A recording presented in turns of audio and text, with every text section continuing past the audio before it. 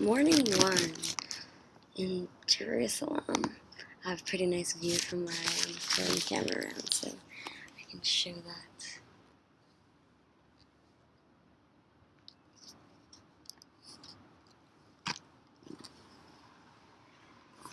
And that is our roof space here in Miami. Super nice. I just came out and did some yoga on that first side that I showed. It's super nice, as I said.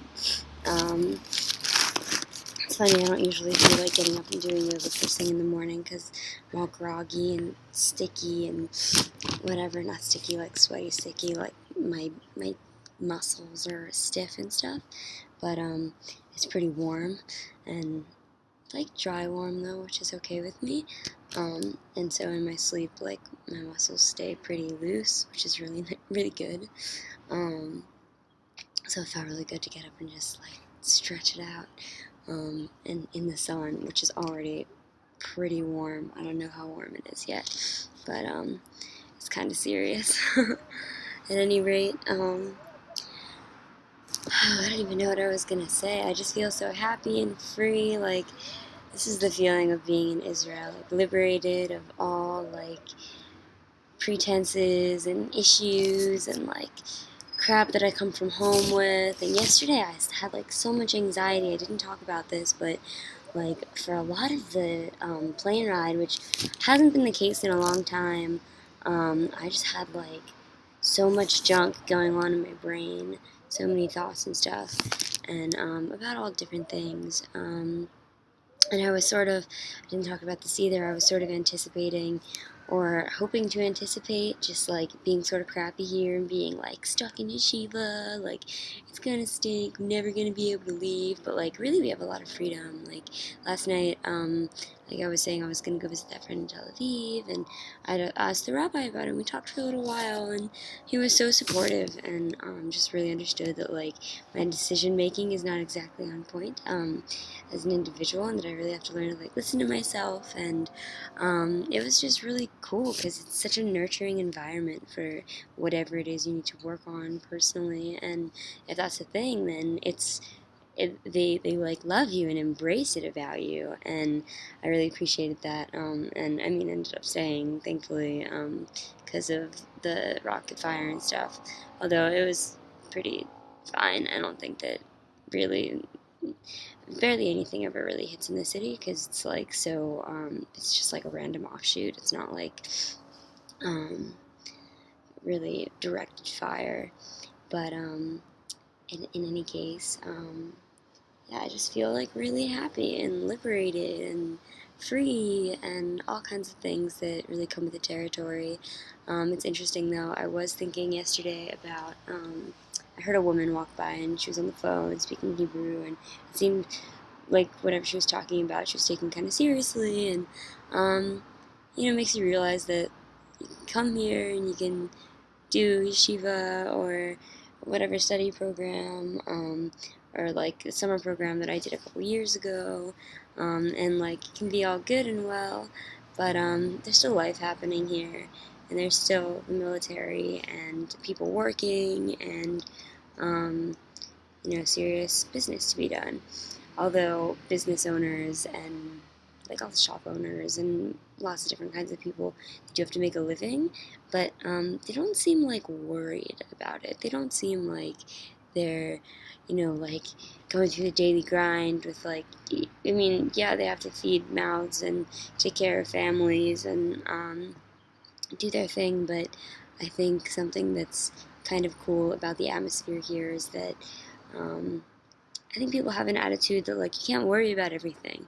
We could worry every day that we're going to be hit by rockets. We could worry that terrorists are going to come kidnap all our children. We could worry that blah, blah, blah, this and that, whatever.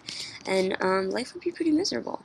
But it's not, because there's a lot of good stuff, and there is just such an air of confidence in the way of being. And I don't know, for me, it comes down a lot to faith in the IDF, and that they know what they're doing, and that they keep it together, and appreciating, and really backing that up, I think, is an important aspect of being here.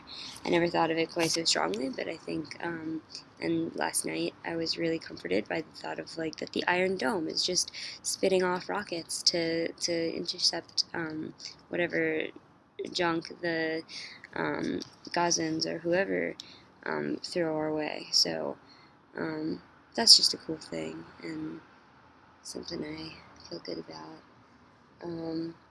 Today we were supposed to go on a hike to some area outside of Jerusalem, like a day-long hike, see a bunch of different sites, but because of the rocket fire and the alarms yesterday, I don't think we're going to. Instead, we're going to have Hasidus, learning about Hasidut, like basically the faction of Judaism that we're studying with, which is really cool because that's basically what was sort of like yesterday. With I can't remember what it's called again. The woman that came and spoke to us. I forgot to mention something about that too. So one of the things about that group is that they have like a lot of people in Tel Aviv, in those few areas that I mentioned here, Mea Shearim, and the other place near the West Bank. Maybe it's in the West Bank. But so they have guys who will, in a section of them, they don't all do the same thing. She was telling us that there are different like I think is it Kita is classroom, I guess. Different like classrooms. It's not just different sects of Judaism, but within the different sects there are different classrooms. So if something doesn't really jive with you in that classroom, in that area of Hasidut or of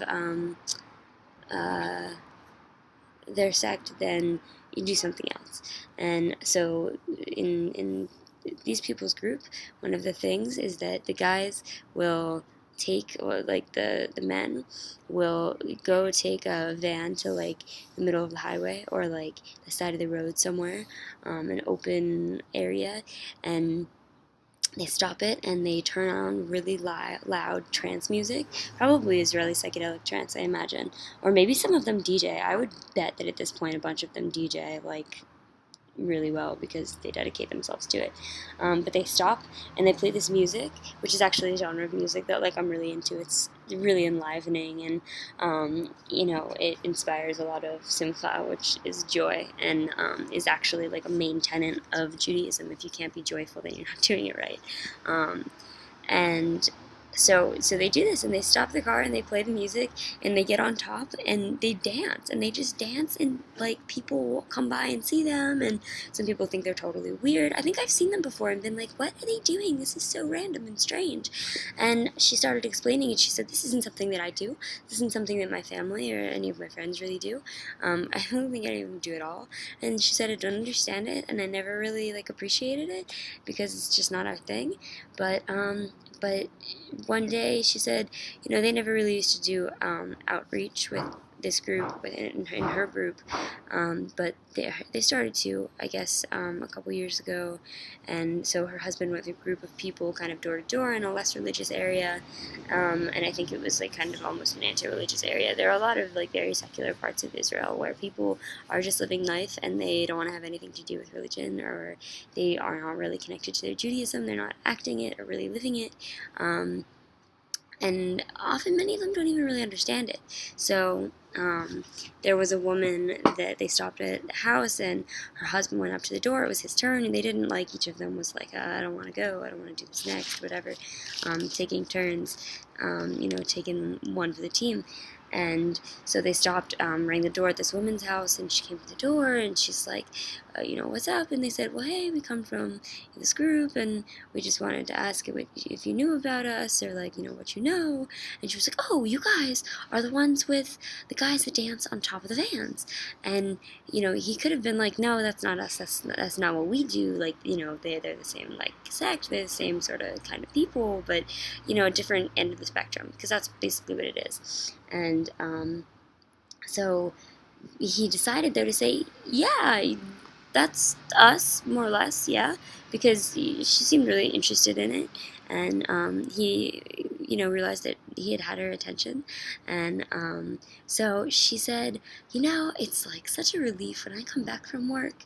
I often am just so grinded down by my job. I have a tough job that's not any fun at all. And I drive by those guys sometimes, a couple times a week. I see them dancing on their van, and it brings me such joy. It's so fun and awesome. And for a moment, it brings back that joy that her job had really grinded away. And he said that is the whole point. It doesn't really matter exactly what it is that you get off to in Judaism, what it is that really like sparks your inner ish, your inner fire. But what's important is that something does, and as long as it's not harming anybody else. And this is another thing is about like joke making. This is the example.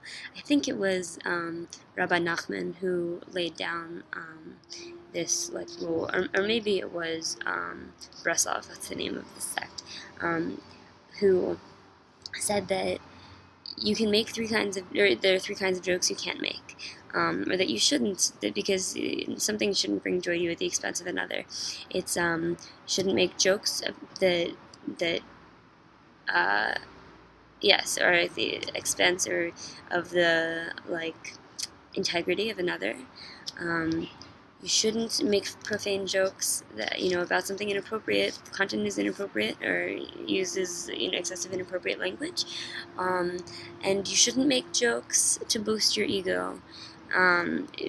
Just because it makes you feel big or good. And I think that those are pretty good guidelines. I would have to agree that when I hear people make jokes that are making fun of somebody or making fun of somebody to boost their own ego, or using profane language while doing so, or independently of these other two kinds of jokes, it just rubs me the wrong way. And I hear adults that I know in my own life do it, and it's like not cute. Computer turned off for a second there, but I don't think it's cool or cute or funny. I sort of I'm a little bit surprised and disappointed by these people when they do it, and I wanted to share about that this is like a set of morals or sort of things that I've for a long time agreed with and thought are relevant, because you just can't go around doing that and feel good about yourself.